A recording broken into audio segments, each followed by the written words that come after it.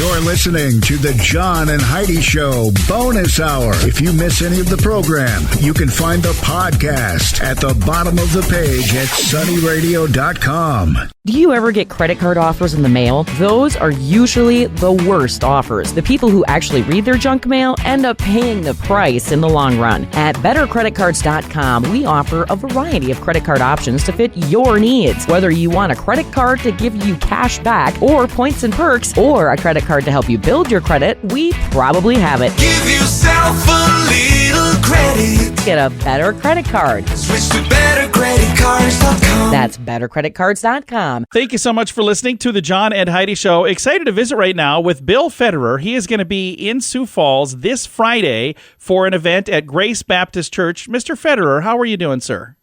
It's great to be with you, John. And I had a chance to meet you when you were in Sioux Falls for another event, and I'm excited to see you this Friday. And the thing that's nice, I'm looking right now, there's like soup and dessert. It starts at 6 p.m., and the event begins at 7:15, and there's all kinds of fun stuff that's going to be happening. But what will you be speaking about this Friday? Well, socialism. I wrote a book called Socialism, The Real History from Plato to the Present, and the subtitle is How the Deep State Capitalizes on Crises to Consolidate Control. So we see all these different crises happening, and we see the answer is always the same: surrender more of your freedoms. And that when you zoom out and you look at history, you're like, this is a pattern. All that Plato talked about this. Even when the British took over India, you had these different kingdoms, and the British would give guns to one kingdom and give guns to another kingdom, and then stir up ancient animosities between the kingdoms. And then when they would fight, they would weaken each other, and the British would conquer both the kingdoms. And they did that again and again and again until they took over all of India. And so in Europe, Karl Marx called it critical theory, where you would study a country and observe all the groups, ethnically, economically, racially, religiously, and then you would call some victims and others oppressors, haves and have-nots, and you would pit them against each other. And when the dissension got big enough, people would want someone to come in and restore order, and they would surrender their freedoms. And so this is during the Cold War. You saw this pattern over and over again, where KGB agents would come into, former countries in Europe that were trying to get back on their feet, or India, and they would observe the groups, pit them against each other, co-opt the media to blame the leader of the country, and then when the panic got bad enough, they would do their coup or their rigged election. And so these tactics have been perfected, and now they're being used against us on our own soil. And this, when you tell and explain this, it's like pulling the curtain back on The Wizard of Oz, and you see the old man behind the curtain. It's like, okay, it loses its control over you once you can expose it. Well, and it's the same song, just a different verse. This has been happening over and over and over. Some of the details are a little bit different, but a lot of it is the same type of thing. And we've seen this not just recently, but this has been going on, like you said, for a long, long time. Yeah, in Latin America, South America, Europe, even in the Far East. And one of the interesting topics that I bring out on socialism is Plato's the first one that talked about everybody owning everything in common. And it sounds good till you think it through. Somebody has to be in the government handing out the common stuff. And they're always going to be tempted to want to funnel a little extra to their family and friends on the side and hold back from someone they don't like. And before you know it, it gets discretionary.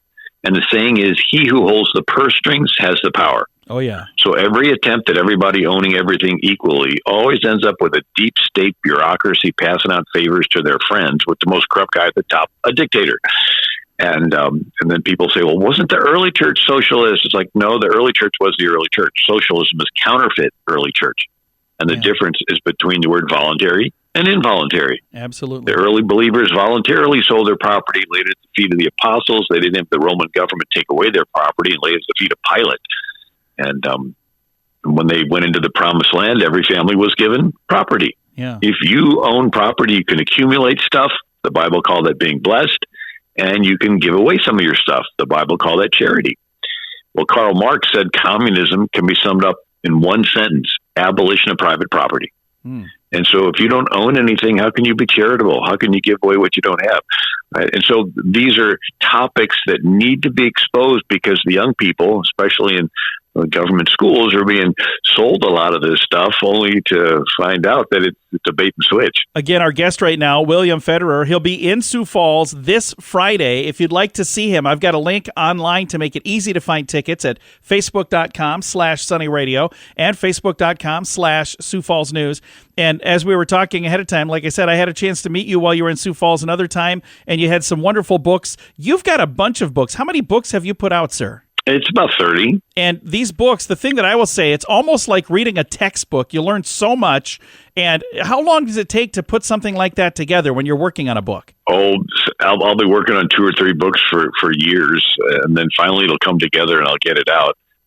One of the books I decided I would research every single century of recorded human history to find out what the most common form of government is. Oh, wow. All the way back to Sumerian cuneiform on clay tablets, Egyptian hieroglyphics.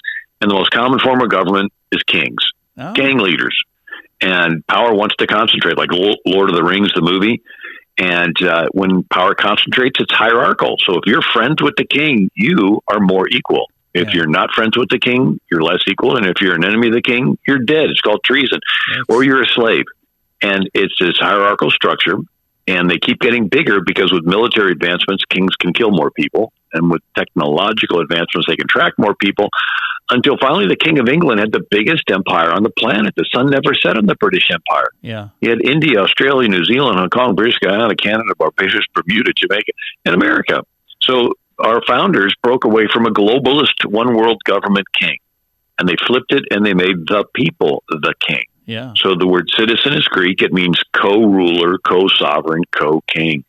So America is an experiment with the people being the king. It's a bottom-up form of government versus top-down. Well, I am excited for the event. I could talk to you for another hour. This is fascinating to me. But if we would like to hear you in person, this Friday is the day. It's Friday, again, January the 12th, 6 to 9 p.m. is the total event, and it is at Grace Baptist Church of Sioux Falls. William, thank you for your time. I appreciate it, sir. John, look forward to being with you and with all the wonderful people in Sioux Falls. I'm going to throw a link to make it easy for you to find tickets at facebook.com/sunnyradio and facebook.com/Sioux Falls News. Invite your friends and family over to make memories with a fun game night. VerySpecialGames.com has 5 fun games that will help everyone have a blast. Games like Ransom Notes, the ridiculous word magnet game, Abduction, a weirdly strategic game of duck kidnapping, Vens with Benefits, the hilarious Venn diagram game, Puns of Anarchy, the outrageous pun-making game, and Charty Party, the game of absurdly funny charts. Find these fun games and more at VerySpecialGames.com. That's VerySpecialGames.com. Thanks for listening to the John and Heidi Show. Very excited to have Brent Baker joining us once again with a little real estate update. And we recently started going through a list of realtor terms and things that maybe you'll hear a realtor talk to you about, and you're going, what in the world do these things mean? And what is the next term on our list here, Brent? Fractional ownership. So what is that? So you might have mom and dad own some property with you, you and your brother. So maybe it's a rental house. And so you've got multiple parties who have joined together and they're building this little rental empire. So if you got 3 people, everybody's got a third or something along that line. But so everybody has a fraction of the ownership of this property, which also means they have a fraction of the responsibility for paying it. Interest. Okay, I'm not talking about my interest in a pretty girl or a new pickup. Interest in sports or interest in, hobbies Correct. Or whatever. Interest is in financial interest. So interest, when you borrow money, you are going to repay the principal plus the interest or the rent of the money. And so that is a part of your monthly payment. So when you make your house payment, it is made up of the principal, interest, taxes, and insurance. But interest is the lion's share when you first start out. Yeah. And a good way to get ahead is to throw extra money so then it goes directly to that interest, right? Correct. So if you can make 13 payments a year, then you have the potential to shave 7 years off your mortgage. Oh, wow. And that's money in your pocket. Yeah, absolutely. Very nice. Leaseback. And so a leaseback is sometimes a person needs to sell a property before they can perform on another, or they have not begun their search for another property. They need a little time. Okay. So sometimes a seller will continue to live there, pay rent back to the buyer. We see this quite often in commercial properties. Farmers do it a lot. They will sell a property, but they continue to farm it, and so they're leasing it back, but now they are a tenant farmer rather than an owner. They no longer own the entity, but they're renting it now. Correct. They still have the use of it. Very nice. Lien. A lien, and that does not mean lean against the wall, lean against the jukebox. A lien is there's a debt. So if you put a new furnace in, but you didn't pay the HVAC contractor, that contractor could put a lien against your property. So when your property sells, they get repaid. But a lien is a debt other than your mortgage. Okay. Mortgage points, also called discount points. So when you're taking out a loan, you can pay extra money to get a points buy down or to buy down a lower interest rate. Sometimes the buyer will ask the seller to do this on their behalf so they can get a more affordable mortgage. So, but there is going to be a fee involved to buy down for a lower rate. Nice. Multiple listing service, often referred to as the MLS. Yeah. And so multiple listing service is where all the different area firms, realtors put their listings so that all of the other agents can see them and learn the details of them and share them with their clients. Nice. So it's a place to find all of the homes that are listed right now, or land that's listed, or businesses that are listed, or whatever that Correct. MLS is for. Well, and there's different MLSs for different things. So there's a commercial MLS. There's a couple of those. And that's where you're going to find more of your commercial type listings.